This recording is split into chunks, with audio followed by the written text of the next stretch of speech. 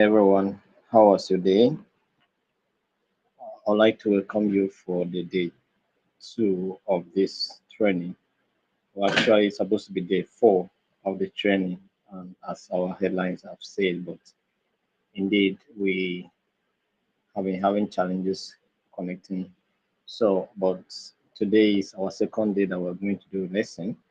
The other day we had just kind of introduction, a kind of background. So for today, we are going to have our second lesson for this course in peace education. I would like to welcome every one of you that have been following us on our social media handles, the Facebook, the YouTube, the TikTok, the Instagram. I want to appreciate all of you for the shares, the comments, and the likes. They keep us visible and it's bringing more people to know about the Institute of Global Peace and Conflict Management and what the Institute is doing to impact our world. And by sharing, by commenting, it means that you also are contributing to promote peace in our community. You may not understand the importance of what you are doing because maybe you are not directly involved as I am teaching you like this, but I can tell you for sure that your shares, your comments, are doing a lot good to the world community. So um, we encourage you to continue to do so. So I am sincerely, I want to appreciate all of you that have been taking time to join the training. This is a free 1 month professional training being provided by the Institute of Global Peace and Conflict Management. We provide this training for free for our members, for those that are following us on Facebook and YouTube. So if you have been following us on Facebook and YouTube and you have not seen this or you have not connected, or you have not been part of this training, do way to be part of the training. Thank you very much. You're all welcome for today's training. It has been awesome and wonderful.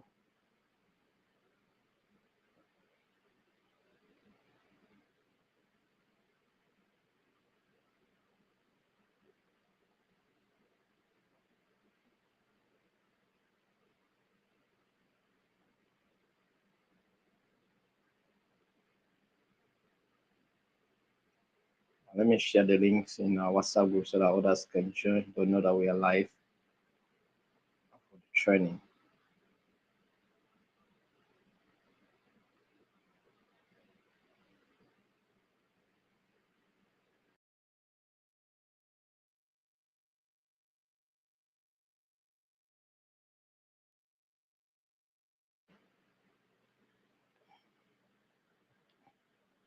All right.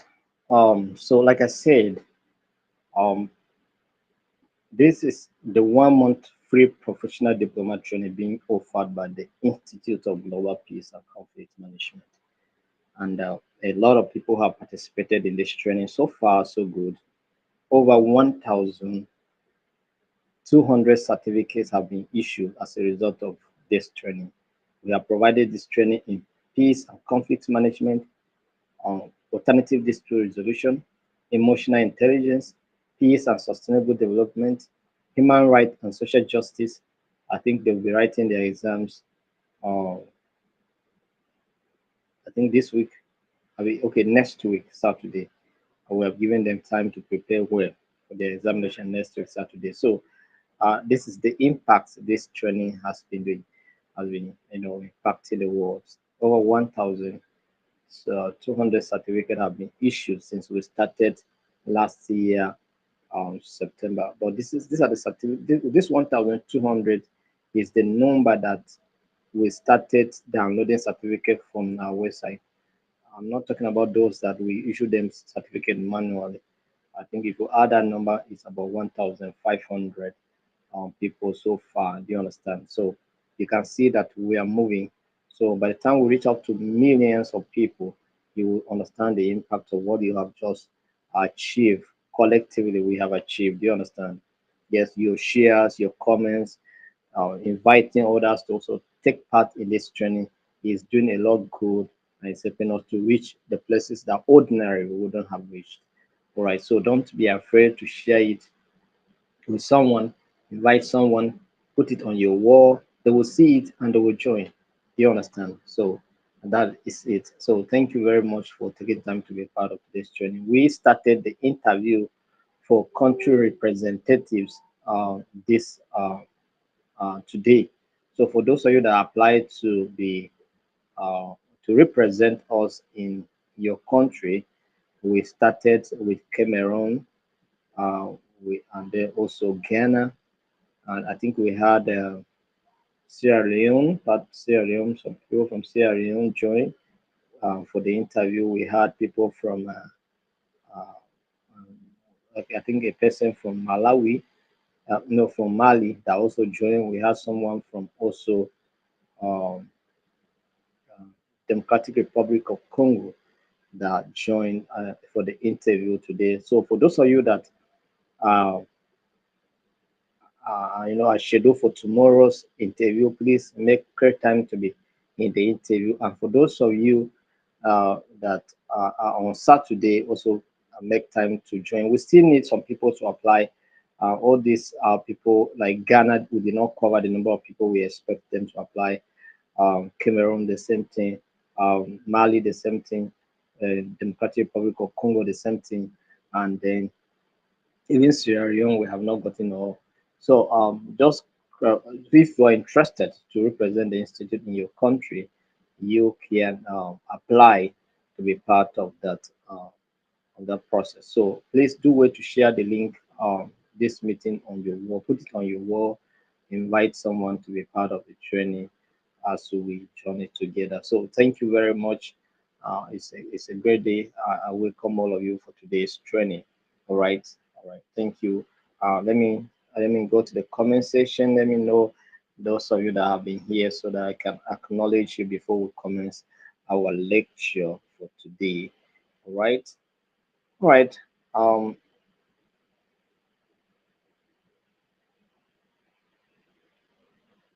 I can see our Reverend Gideon from.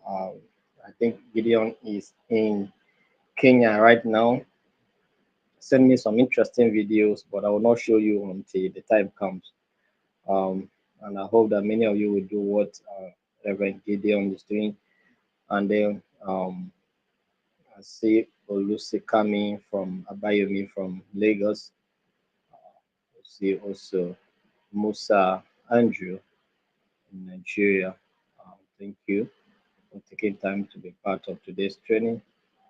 Thanks all of you for taking time to be part of today's training. All right.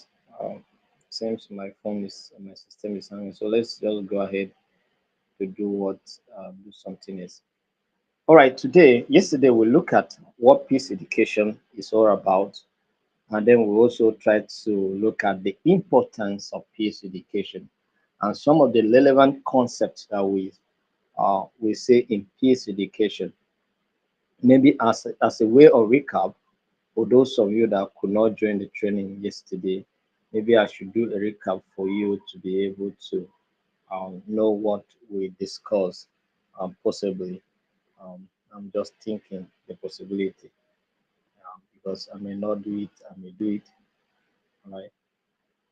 So, but we did some lectures yesterday where we spoke about what peace education is all about, and we say that peace education is a multidisciplinary field that aims to equip individuals with the knowledge, skills, and attitude needed to promote peace, resolve conflicts in a non-violent manner, and then promote a culture of respect, tolerance, and understanding. So that is what peace education is is all about. Then we try to look at the importance of peace education. We say that peace education promotes conflict resolution, it fosters social cohesion and empowers individuals to promote peace and resolve conflicts, advance human rights, and then some other very important points were also made. We try to look at the history of peace education, how it started in the early centuries, during the World War I and World War II. All right, and then we'll look at the Cold World War, and then the Cold War era. We'll look at the post-Cold War era. All of those we'll discuss, and then we'll look at some key concepts in peace education, which we look at conflict resolution. Right? You cannot talk about peace education without mentioning conflict resolution. You cannot talk about peace education without mentioning non-violence. You cannot talk about peace education without talking about the human rights of people. And then we cannot also talk about peace education without bringing into perspective the global citizenship. The fact that I am a global citizenship, the fact that you are also a global citizenship. Do you understand? You can go anywhere and fit in that environment so far as you are law abiding. You understand? So you can go anywhere and fit in that environment because we are talking about whereby there's no division in terms of racism, in terms of ethnicity, in terms of religion. We should be, humanity should be the perspective. Do you understand? So this is the issue. So we are global citizens. You can go anywhere and fit in the environment so far as you abide with the culture and the way of life of the people, and then even live your life without offending any law. And then I think you are good to go. Do you understand? So sustainable development and empathy and compassion, social justice are some of the concepts that we see in peace education. All right. So yesterday we also look at some of the objectives and goals of peace education. We say peace education actually, try to achieve the cause of trying to promote understanding among people, you know, promote non-violence, all right, and promote positive relationships. So this is what peace education helps to achieve. It's in the manual. By the time we send the manual, you'll be able to understand what we're talking about, right? So let's look at today. We are in Unit 2 of Module 1, and we want to look at the theories of peace. Are there theories that help us to understand what peace is all about? All right, and the in-depth of what is peace and how we can achieve peace? Are there theories that help to elaborate what peace is all about? That's what I want us to look at today. Are there theories in the world that help us to understand what peace is all about? Um, we want to bring that into perspective here today, right? So um, let's look at some of those issues, some of those theories. Let's look at some of them, all right? So one of those theories of peace is pacifism. All right, pacifism. Pacifism is a belief or a philosophy that opposes war and violence as a means of resolving conflict. Now, if you look at theories like Machiavelli theory, the beliefs in the the end justifying the means, right? So it means that whatever means you use to achieve your results, it doesn't matter. The end should justify the means. So according to Machiavelli theories, you can even use violence to achieve results. You understand? So, and of course, but the pacifism don't believe that. They feel that there should be other way of resolving conflict other than um, going into violence or engaging in war to resolve conflicts. They believe that dialogue should be, advanced, you know, peaceful negotiation, and then justice and equality should be alternative way of trying to resolve our differences. That's what the pacifism believes. Some people even name themselves as pacifists. All right, they call themselves pacifists because they are the advocates of non-violent way of resolving conflict. Do you understand? So if you are in those categories of people that believe that I don't believe in violence way of addressing issues, which some of us also believe in such, I feel that there should be a way other than just fighting. You know, in those days when I was growing up, I used to fight seriously. You understand? And sometimes when I fight, I discover that me also my body used to pay me. Or sometimes if I fight with someone that is stronger than me, I receive injuries and blows. Do you understand? So fighting should not be the best way to resolve conflict. You know, but there are many a times that maybe people try the other means and then they feel that it is not working. So the best way to go about it is to go the violent way. Most especially when you have a militia fighting against government or trying to destabilize the peace of the country.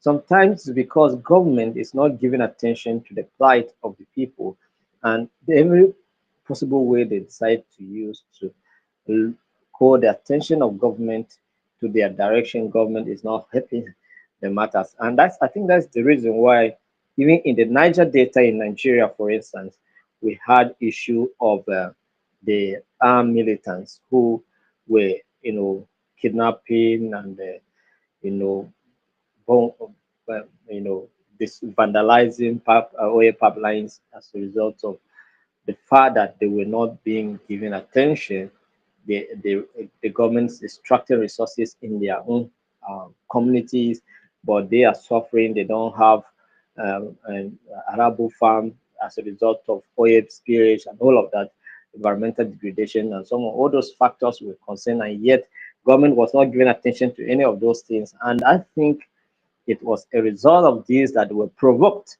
to carry arms. So sometimes people go into carrying arms or going the violent way to address issues, not necessarily because they choose to, but sometimes they are, they are pushed to do so.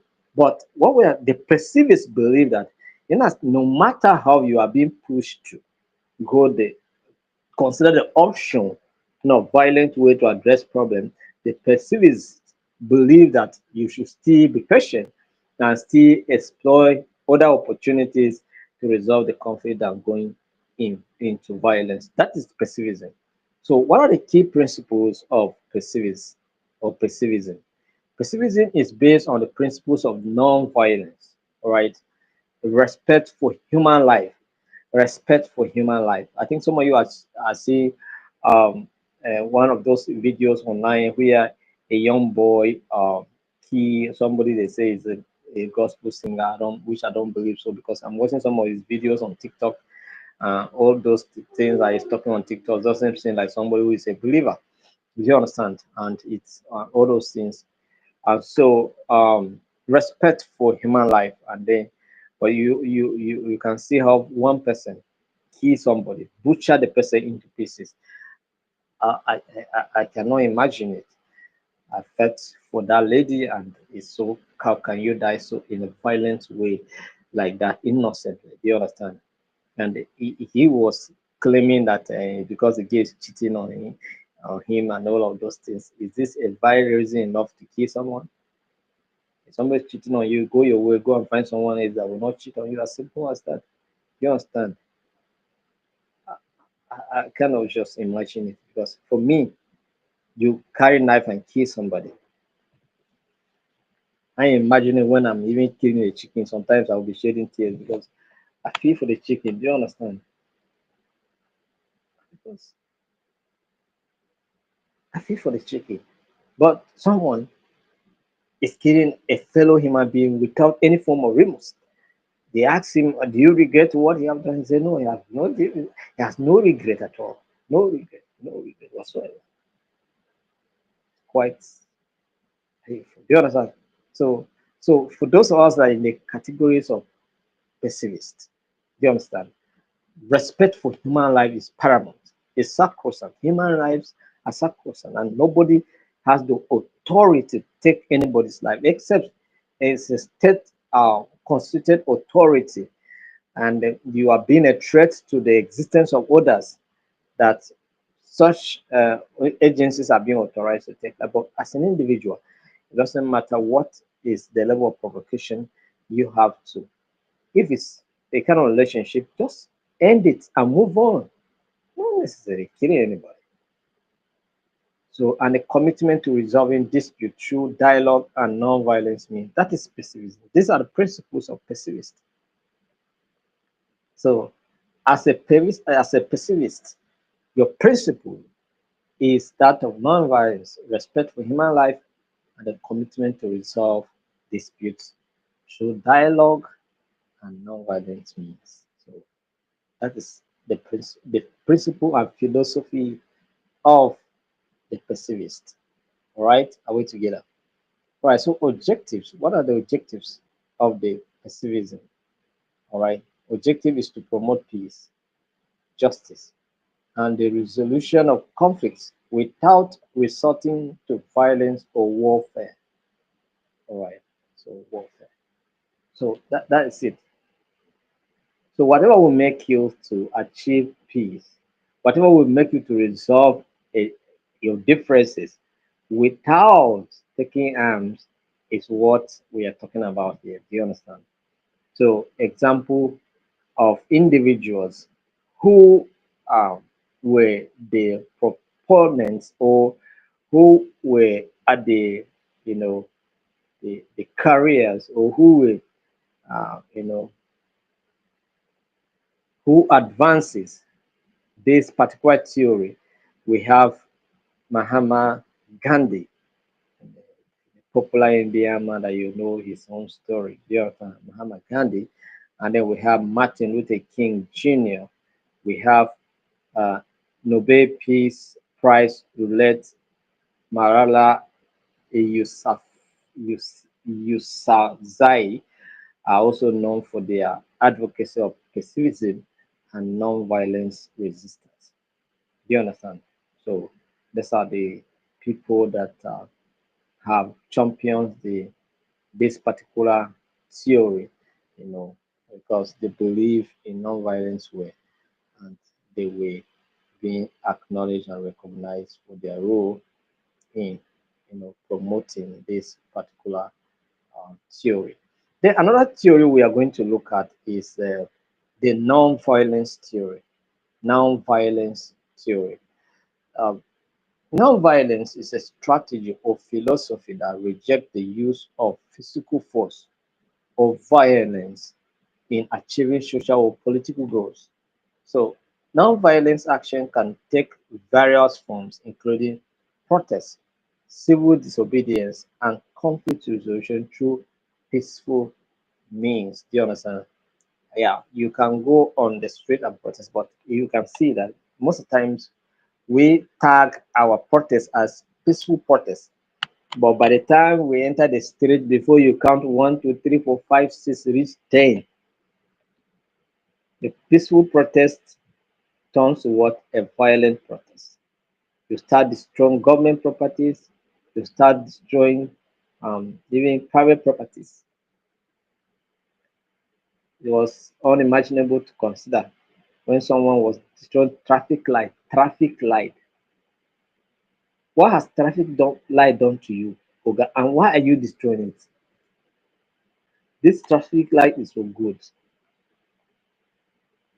It costs so much to install those lights, and because you are protesting, that there is no development, that there is no electricity, constant electricity, that there's no water supply, that there's nothing, there's no empowerment, there's no thing. But yet, the little one that we have available for you, you are still destroying it. So, what you and the government that you are protesting against are the same. You are not just anything different with the person that is in the government that is refusing to do what they're supposed to be doing, and then you that you want to protest against such people and doing the same thing that the very people, the person who refused to do it completely and the person who even destroy the one that has been done, they are in the same category. You understand? They're in the same category. There's no difference. The other one just refuse to install it. You, the one they install, you destroy it. So it's as good as it was not installed. So what's the difference? So you want to protest civil disobedience, maybe you block roads and all of that. Sometimes even road blocks is not good because it causes inconvenience. Allow people to be passing. You can be marching and going your thing, or you can go and sit in a public square and be making noise. Do you understand? And conflict resolution through peaceful means. But these things are sometimes know that people who tag their protests, peaceful protests, do not go into the street with the intention to go and cause violence. Sometimes the provocation comes from government agencies. You understand? This provocation sometimes comes from government agencies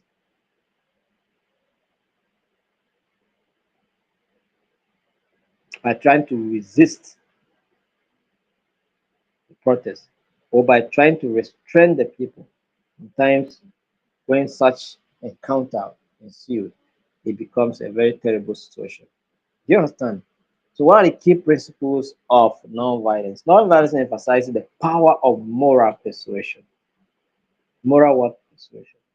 Oh, don't do evil. Evil, evil is not good. Don't kill. Don't do ritual. Ritual is not good.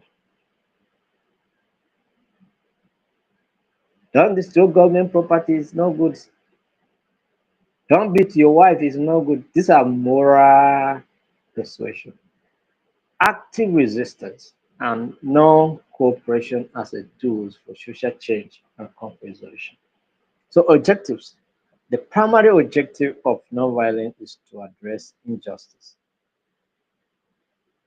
active resistance, and non-cooperation as a tool for social change. Okay, promote social dialogue and resolve conflict without causing harm or resorting to conflict, to violence rather. So, what are the examples? Do you have examples of people who champion or institution have championed discuss nonviolence movements such as the civil rights movement in the United States of America, the Indian independence led by Gandhi, and the Velvet Revolution in uh, Czechoslovakia, right? Czechoslovakia, rather, are powerful examples of non-violent action achieving significant social and political, uh, change. So we're going to another one, another theory, right? The next theory I want us to look at is conflict transformation. Conflict transformation what theory? In the field of conflictology, we have um, what we call conflict transformation, conflict resolution. We have what we call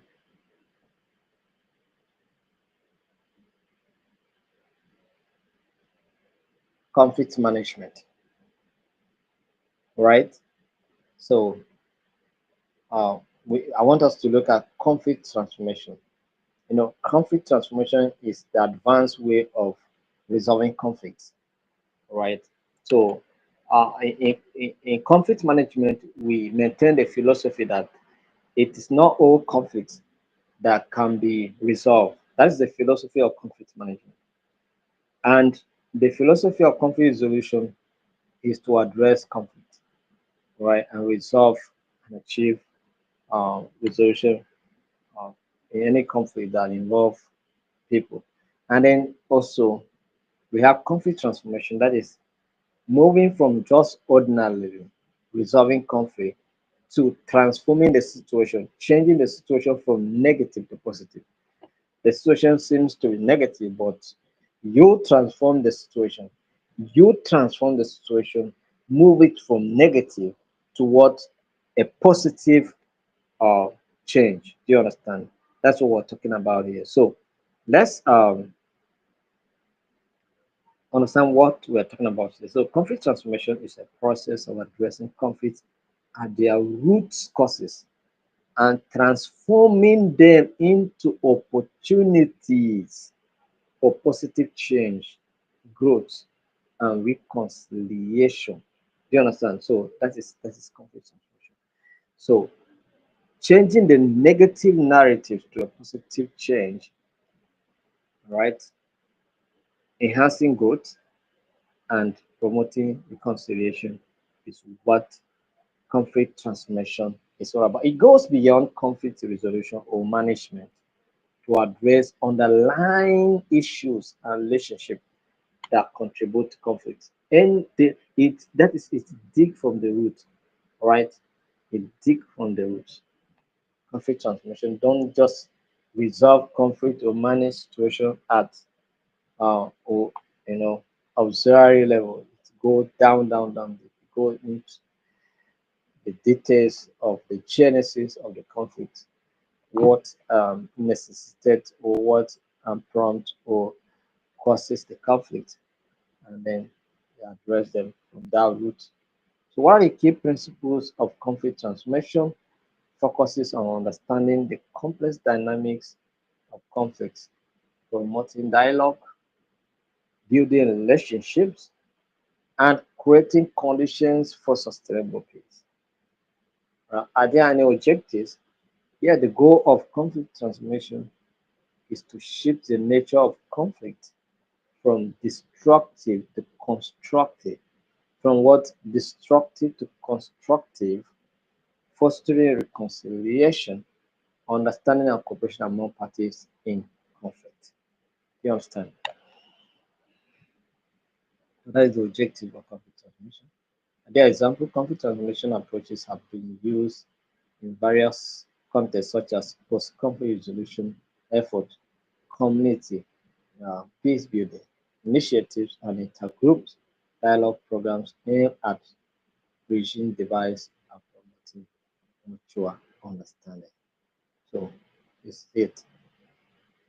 So these theories of peace, pacifism, nonviolence, and conflict resolution offer complementary perspectives and strategies for promoting peace, addressing conflict, and building more just and equitable society based on principles of nonviolence and dialogue.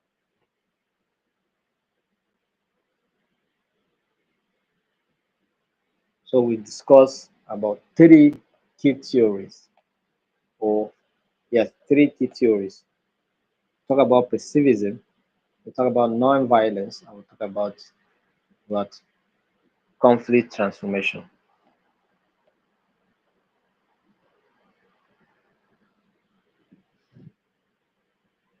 So I hope you guys are following me, and I hope you are understanding what we are discussing here.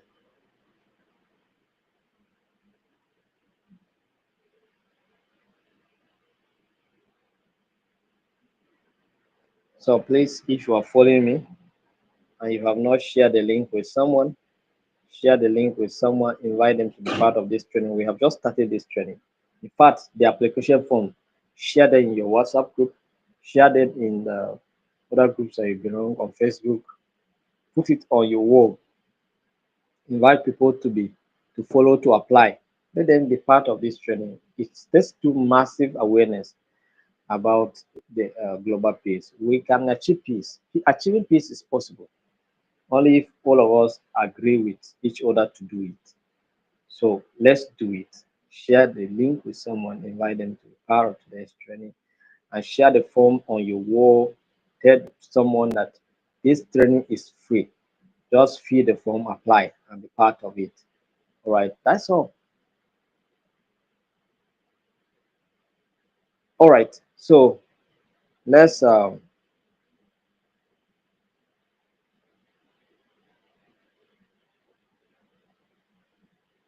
let's continue. We're looking at understanding positive peace and negative peace. When we talk about positive peace and negative peace, what are we talking about? Because these are important concepts in peace, in the field of peace studies. All right. So when we talk about positive peace and negative peace, what are we referring to? Negative peace refers to the absence of direct violence or overt conflict. It is characterized by the absence of war, physical violence, or open hostilities between parties in conflict. So that is negative peace. Negative peace says that there are no guns, so there are no gunfire, there are no violent behaviors. For negative peace, it means that you have achieved peace to some extent. But for positive peace, we feel that it is more than just not seeing armed conflict. It has so many things to be considered. And so when we come there, we'll consider those things that positive peace advocates are talking about and negative peace. So let's look at the focus.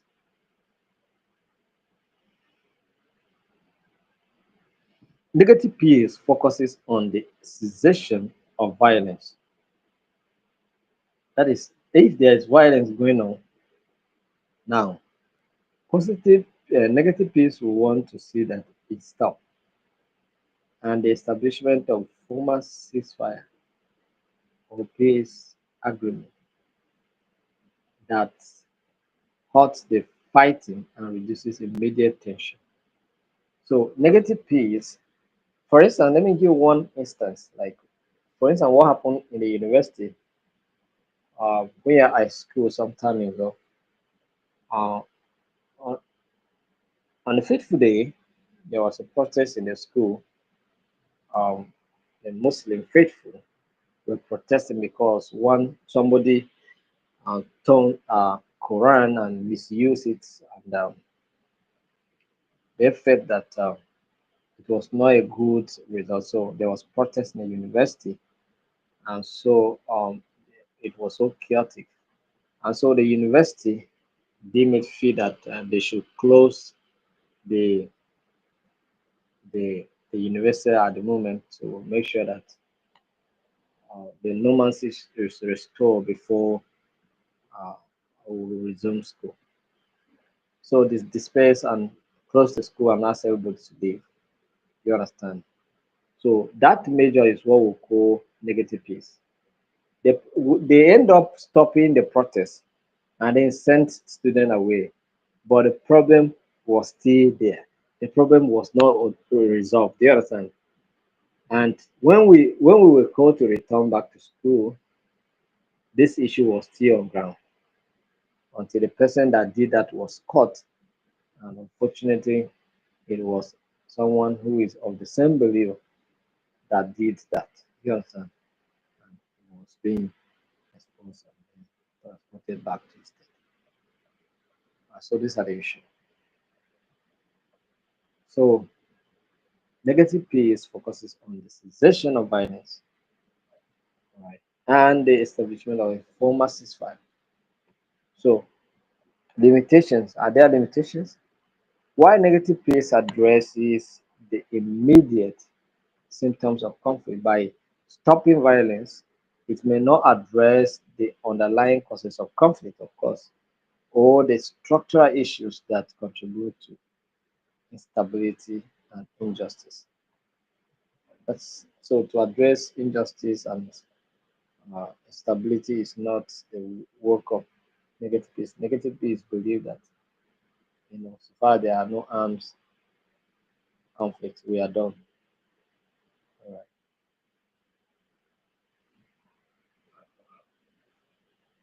So, example, a ceasefire agreement between warring parties, like what is trying to happen between Israel and what Israel and which country is that? Which nation? Israel and Israel and Palestine, right?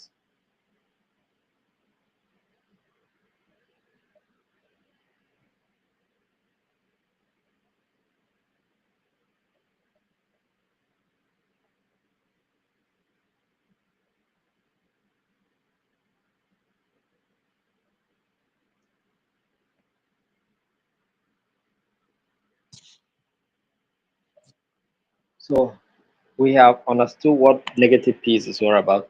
Let's look at positive peace. Positive peace goes beyond the absence of violence to encompass the presence of conditions that promote sustainable peace, justice, and reconciliation. It involves addressing root causes of conflict, promoting shared justice, dialogue, social cohesion, and cooperation.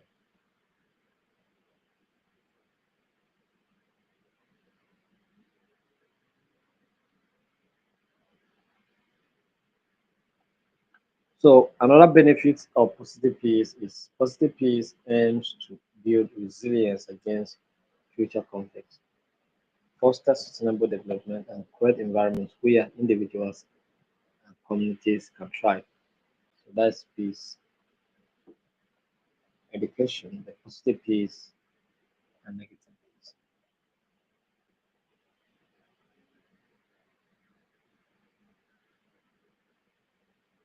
So initiatives that promote social and economic development, human rights, reconciliation, intercultural, and conflict resolution are examples of efforts to build positive.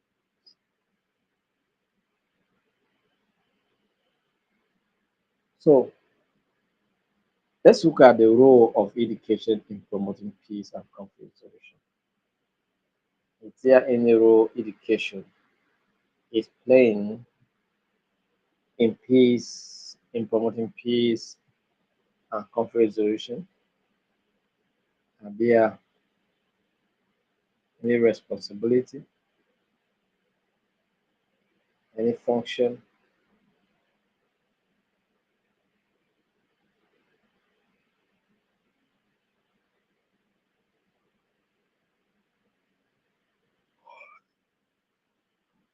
So let's look at the role of education in promoting peace and conflict resolution. One of those roles is promoting intercultural understanding. Promoting what? Intercultural understanding. Some of you, they will select you to represent your country, all right?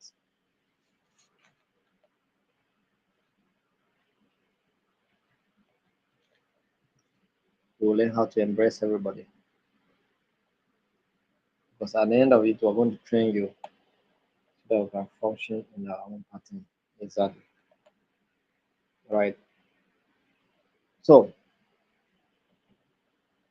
promoting intercultural understanding education exposes individuals to diverse perspectives, cultures, and worldviews, helping to break down stereotypes, prejudice, and misconception that can fuel conflict. That's number one. So, number two is teaching conflict resolution skills.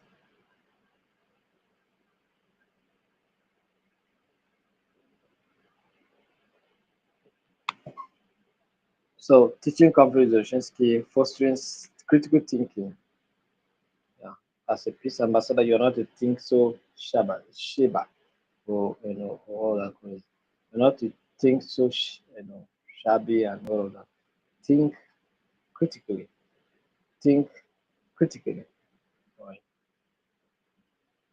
Building social and emotional cohesion skills, or emotional skills, promoting human rights and shared justice, encouraging dialogue, empowerment of youth, promoting global citizenship, and what education is doing.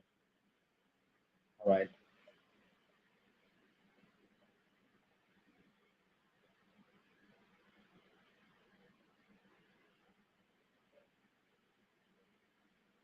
So, any question? Otherwise, we are done with Unit 2. Any question?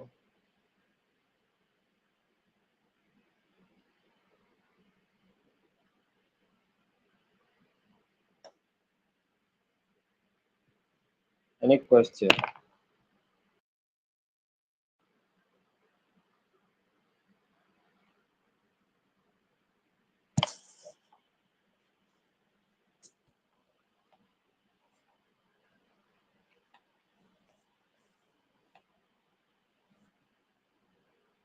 Any question? I'm done with this particular unit. I want to know if you have any question, so I can respond to it, and then we are done.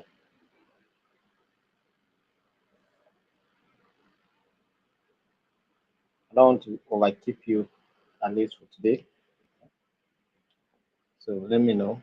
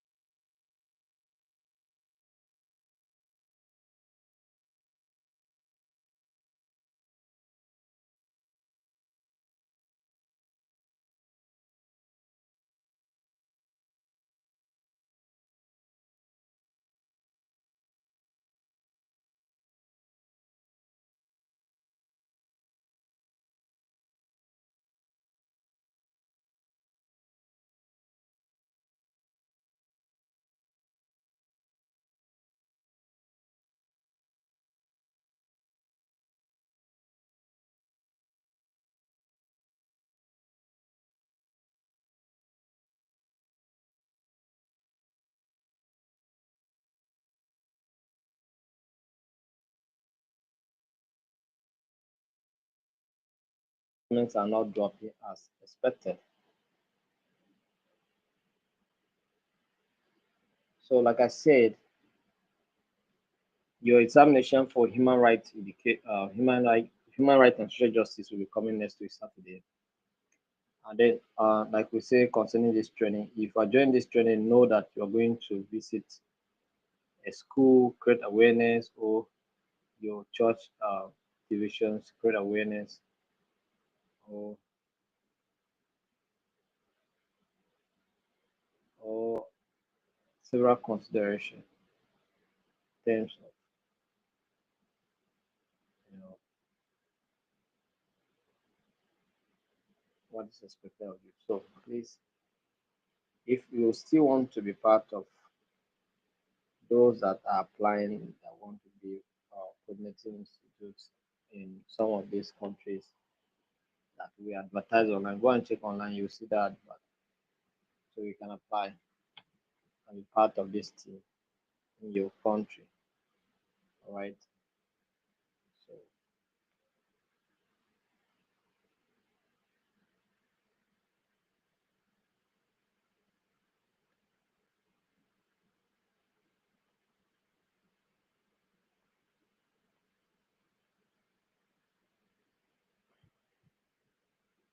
All right, are there questions?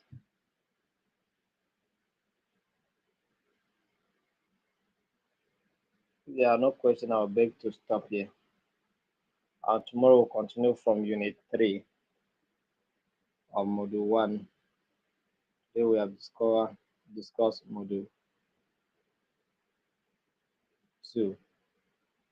Discuss Module 1, Unit 2. So tomorrow we'll be looking at Unit 3, the root causes of conflict.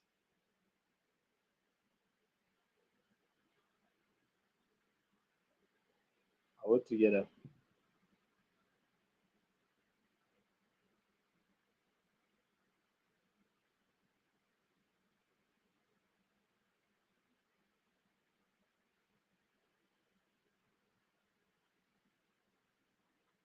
So unfortunately, I'm not seeing your comment section. So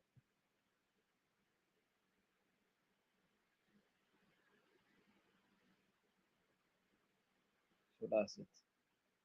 So thank you very much for taking time to be part of today's training. Tomorrow it promises to be better. So if I see your question, I will respond while I'll be looking through your comment section. So thank you very much. Have a wonderful day. By by this weekend, we are going to release a form or a kind of request application. You will draft it, take it to a school where you want to do a sensitization, to a church, to any group that you want to do a sensitization. Go ahead and do it. And make sure that you video it. Come and show us videos. So thank you. So this is the much we can take for today. Have a wonderful night rest. See you tomorrow by 8 p.m. Not 9, 8 p.m. 8 on the dot. Thank you.